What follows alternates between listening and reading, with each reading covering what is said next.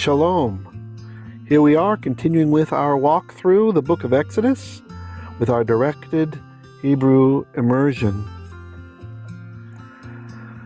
Now, let me just say a real quick prayer. Avinu Malkeinu ken yhi ratzon ki lekachnu yihyeh tov le'einecha b'layla hazot. Bayom hazeh. Tishlachna et ulchacha aleinu Abba ki anachnu rotzeim lerot et panecha.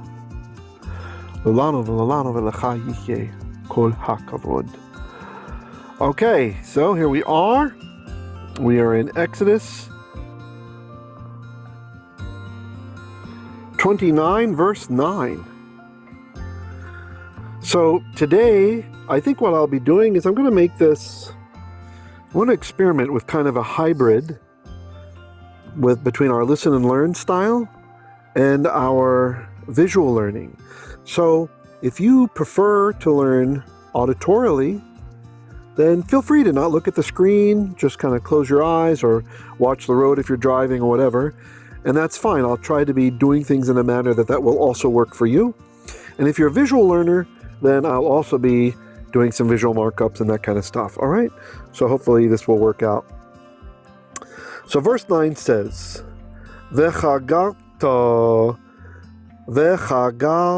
So naturally the ta, this is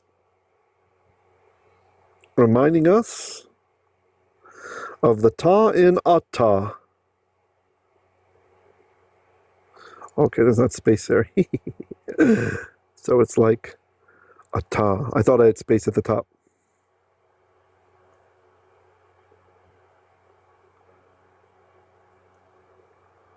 The ta in ata.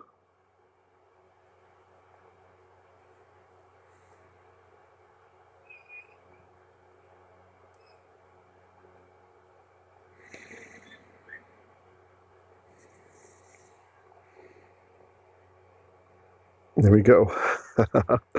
So, chagar, chet, gimel, reish, chagar, this is to gird, right? Like to gird, to put on, like to wear, to gird. Gird is the more common way to translate that. Chagarto means you wore.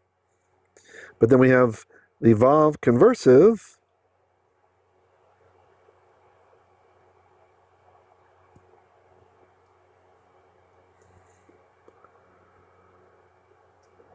which changes everything.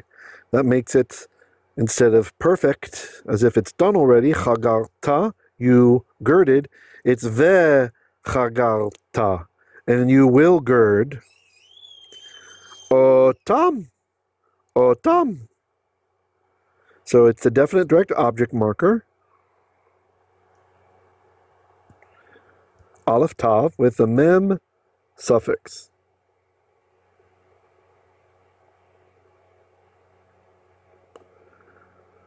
Them.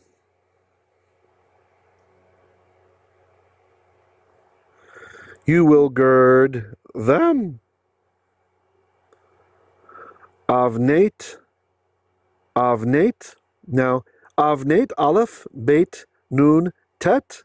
This means a sash, or like a girdle.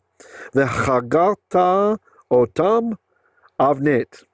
So you shall gird them an avneit, a sash. Whom?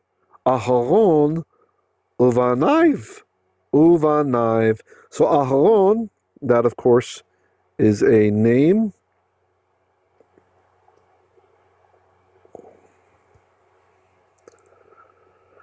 Aharon.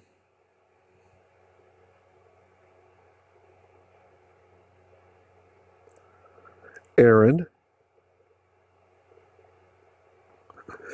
Yeshua's uncle, if you believe the Quran. Uvanaiv. So the that's just a normal vav, but we're having our bump shwa rule. Remember this? The rule that says if the word starts with the letter that makes a B, right? So that would be a bait.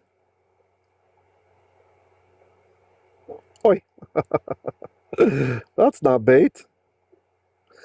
Or an M, it's a mem, or a P, so that would be a fe, or pay. If it starts with any of those letters, then our vav will take the form of a shurik. That is, he gets a dot in the middle, making the oo sound. Ooh. And that's exactly what's happening here. So we have the ooh, ooh.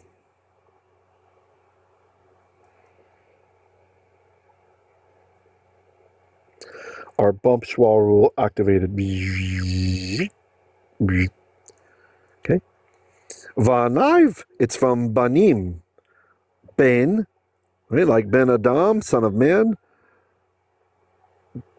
Banim is sons or children, depending on context. And then we lose the mem. Benei is sons of or children of, like Benei Yisrael, the children of Israel. And then we put in construct, which means we drop that mem off the end. Drop the mem. And we put our suffix on. I've.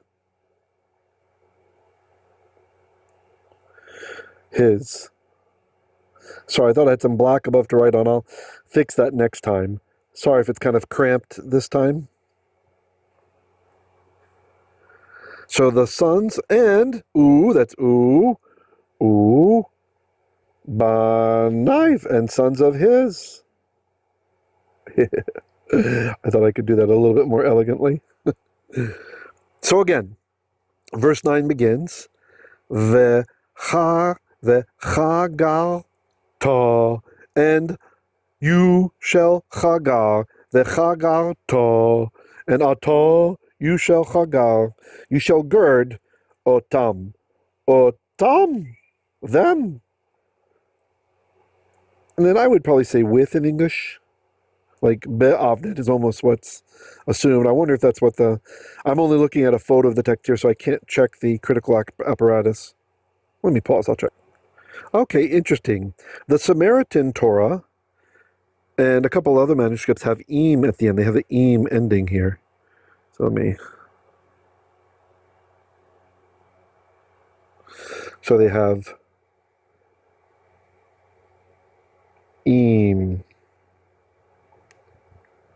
That'll be right here. So avnetim, right? So sashes instead of avnet. That's the.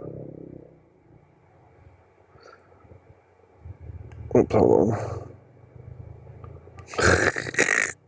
Anyway, the Samaritan Torah, which is in Paleo Hebrew. V'chagarta otam avnet, and you shall gird them with avnet, with the sash, or if we go with the other tradition, avnetim, with sashes. Who shall we gird? Aharon, uvanaiv, Aharon and his sons. Uvanaiv.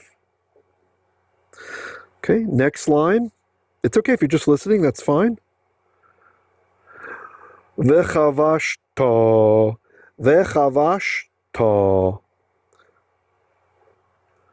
So, chavash, that's chet, beit, sheen, if you're doing the auditory style, just listening. Chavash is to wrap around, to bind on, something like this. And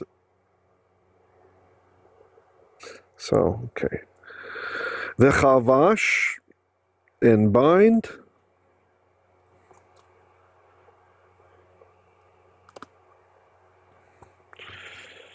Where's that color I wanted? Let's see. That one, good. Ta.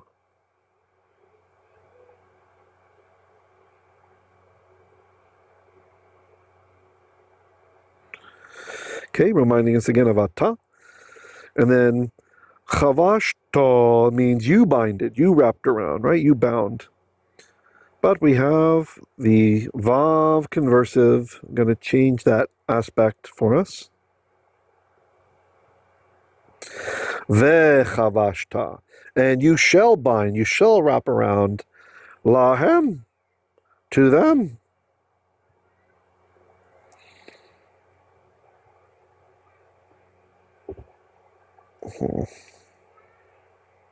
Oh yeah, I made it too small before.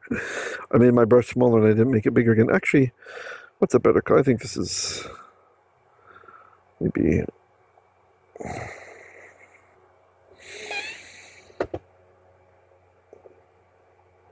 That's better. Literally to ham, to them.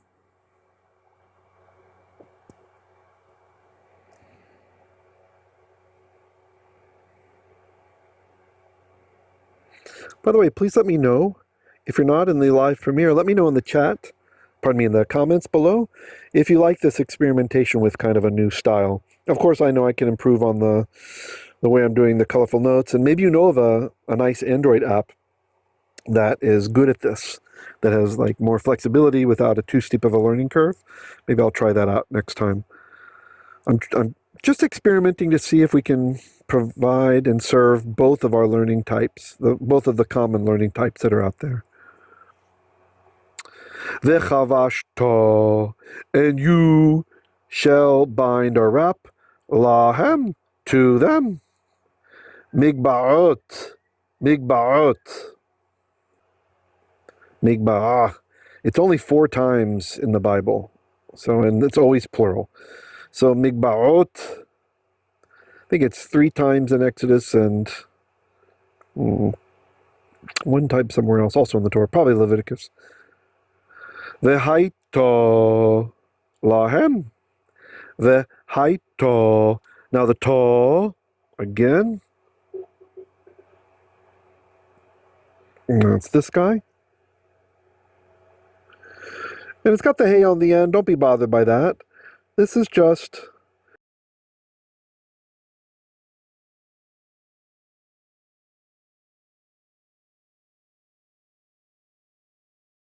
This is just the verb hayah. And it's a lamed hey verb. Now when a verb ends in a hey, hayah, that final hey will revert back to the ancient tav. Just like when we have feminine nouns like susah, emer, the ancient form was susath or susat. So when we put a suffix on it, goes back to that ancient form. Same thing with these lamed hey forms, conversive, where a verb ends in a hey, it will also go back to the more ancient tav, and then we can put the hey on the end. Oops, you're not the color I thought I selected.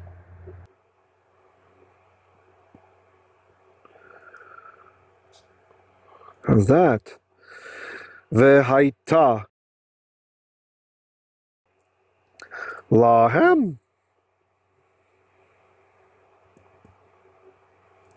and she will be 4. What's the lamed? 4 or 2?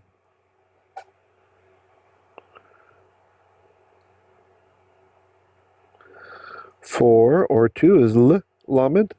You will be 2 or 4 them.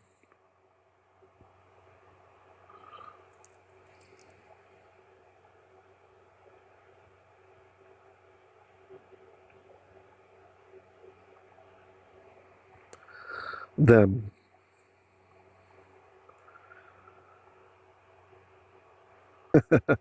The subject of the verb hayta is kehuna. To scan the whole thing in advance. Trim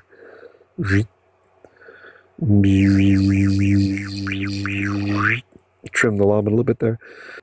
Verbs that end in hey, lamed hey verbs.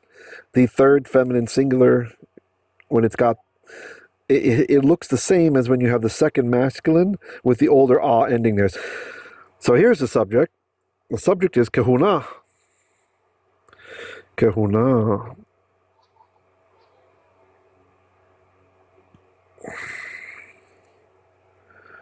Kehuna means priesthood. And that's our subject of the verb hayta. So literally, and she will be lahem, to them, meaning they will have kehuna, not kehone, not kehones, kehuna, priesthood. the priesthood. It's kind of abstract. So far we've got, for verse 9, וחגרת, and you shall chagar, you shall gird, otam, them. And then in English we really need with an avneis, aleph, bet, nun, tet, avneis. Although Samaritan Torah has avnetim with sashes. Avneis with a sash or a girdle. Who? Aharon, Aaron. Uvanaiv, and the sons of Vav, of his, and his sons. Vechavashta, and you shall wrap lahem, or bind lahem to them. Lahem. Migba'ot, mem, gimel, beit, ayin, tav, from the singular migba'ot, which doesn't occur in scripture. Like, this can mean turban, but in this context we usually use mitznefet for turban here, so contradistinction between those two makes this like a headpiece. והיתה, and she will be. I know it's kind of confusing because we expect ta to usually mean you, but it's a lamed hey verb. It's a verb that ends in a hey. That hey goes back to the ancient tav ending instead. So that's why. And then we get the feminine added to that, the hey that we expect, right? Like, it's easier with words that don't end in hey. So amar, maybe I'll just write it here on the bottom for those of you who are watching. It's okay to just listen. So amar, he said, amar. But amara,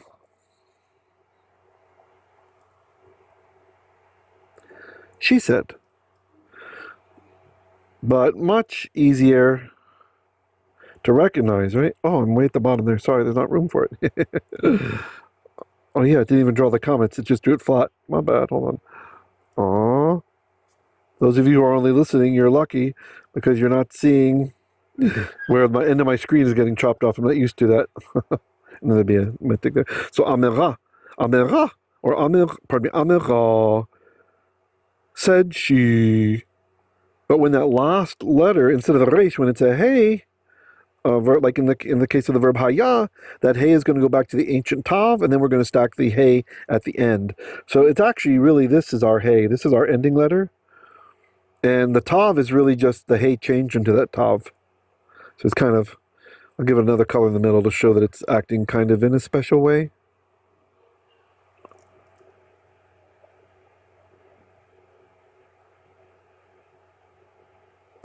So the verbal root is actually hey, yod.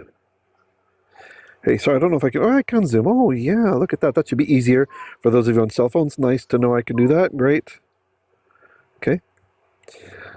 Vehaita. So it's actually vehait. Oh, and she will be lahem, for them. Kehuna. What's the she? The priesthood will be theirs. Kehuna. The kehuna. Like a Kohen today, a descendant from Aaron today still is Kohen, has the kahuna, has Kohen. For those of you who don't know about Jewish things, like, we know who they are.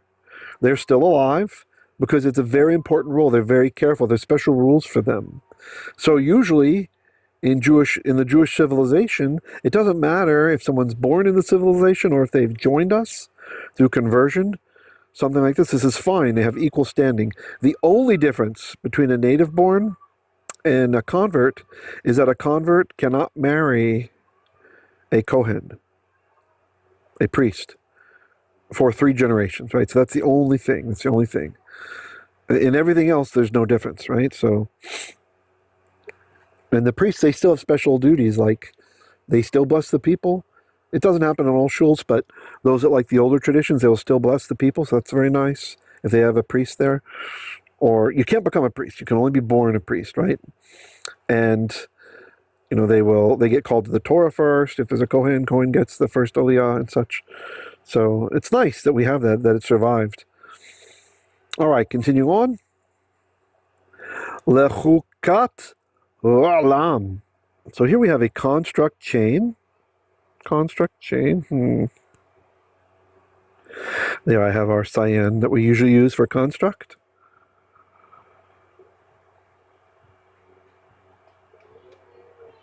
So I'm being careful not to hit my receiver for the lapel microphone. It's stuck on the side of my tablet. So, lechukat olam. Okay, so the lamed. Wait, is that the orange I used? I think this one. Okay. I was trying to get the amber that I had before, but 2 or 4, right? I won't write that note again because we already have it. It shall be, it is for a chukat olam. So chukah is the usual word. Usually we have a hey there at the end. But in the construct chain, a feminine word goes back to its ancient ending. Chukat. Chukat. So chukah, a statute of olam, eternity. So this shall be forever. Forever. Okay. Sorry, I touched something there in that. All right, let's continue. Umileita. Umileita. So the ta, that's you. Ata.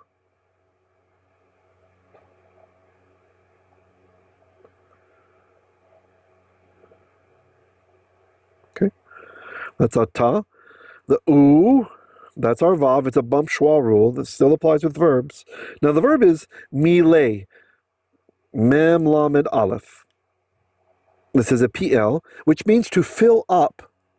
This is the underlying Hebrew verb when we look at the Jewish Greek in Matityahu, where Yeshua says in chapter 5, don't think that I've come to katabayino, to tear down the law, the Torah, and the prophets. I haven't come to tear down, but to, and then the Jewish Greek says pleroo. And pleroo, if you look in the Septuagint to see how the rabbis translated the Hebrew, the underlying Hebrew word is this one, mile, to fill up. To fill up, like to hedge it, to give the proper hedges and such. Umileita. So that means you filled up. And then we have the this is a vav conversive. Da da da da. Yay, vav conversive. Yay. Ooh. And instead of mileita, instead of you filled up, it's and fill up will you. And you will fill up. It makes it imperfect. Okay? So, Yad Aharon. So you shall fill Yad Aharon. We have another construct chain here. Yad Aharon.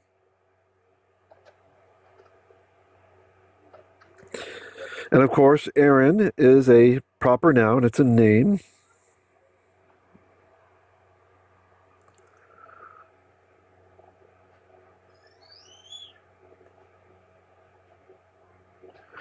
Not quite as dark gray as I did up above, I think.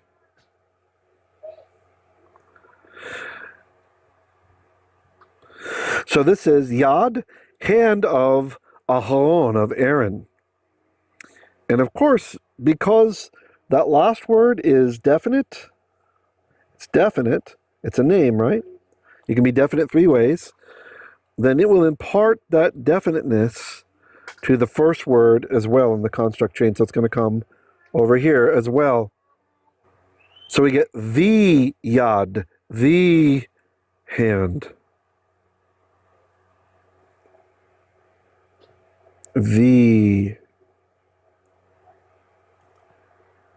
Actually, maybe I forgot I can draw when I'm zooming in here. That's great. The. That's imparted here, right? From the last word being definite. The hand of Aharon. So, umileita, and you shall fill Yad Aharon, the hand of Aharon. Veyad banaiv, v'yad banaiv. Another construct chain.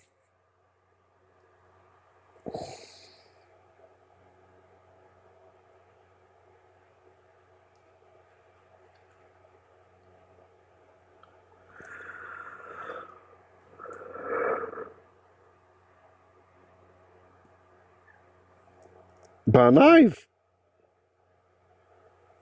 So sons of him. Now again, this one's also definite. Why is this one definite? It's not a name, but it has a suffix at the end. His sons. They're not any old sons. They are his. Oops. So I wanted to say, so that's definite. And it will impart its definiteness to all the words in the construct chain, in this case just one. This one. I'll just do it like this because there's not a lot of space between the words. So that is going to be the.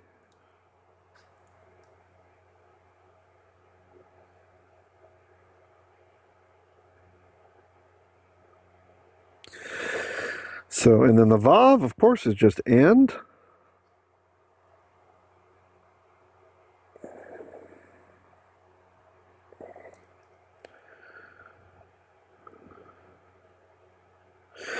And yad banaiv, and the hand of the sons of him, of his sons, the hand of his sons.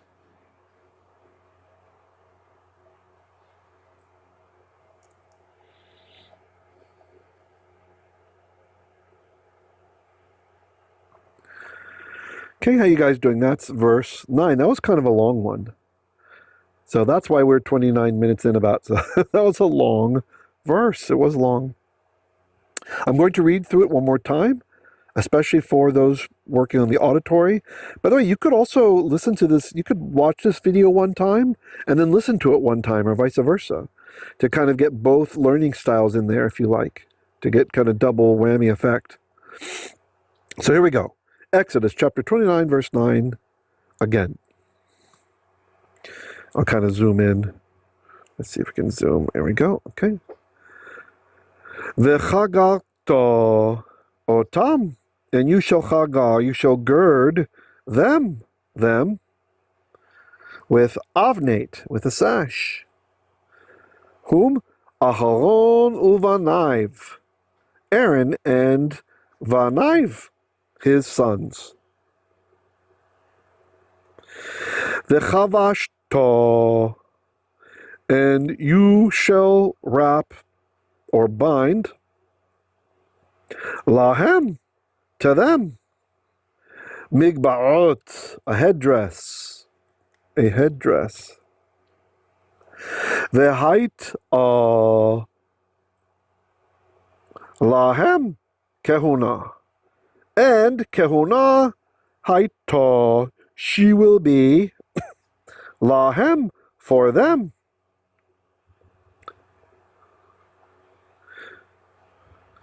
Lechukat olam, for a chukat of olam, for an eternal statute or custom. Umileita, and shall fill up you yad Aharon, the yad, the hand of Aharon. V'yad banaiv, and the hand of sons of him, or his sons. All right? That's verse 9.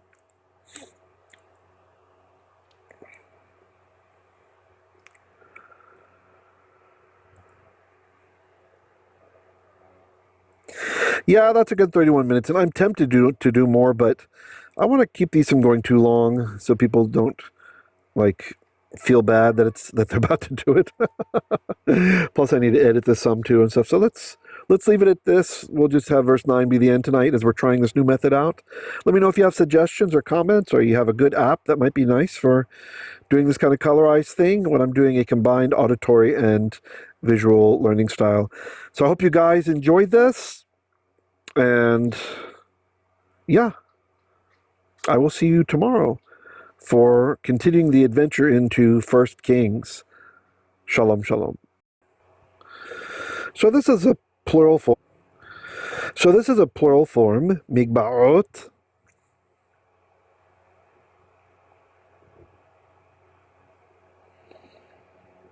The ot.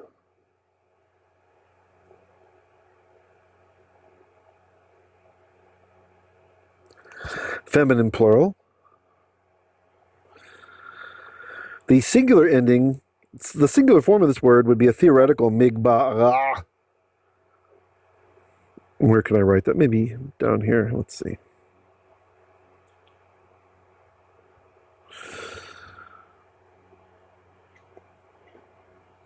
Mig. Ba. Ah. Oops, sorry. I like to do my ions in cursive. I just think they look more different than Saudis that way.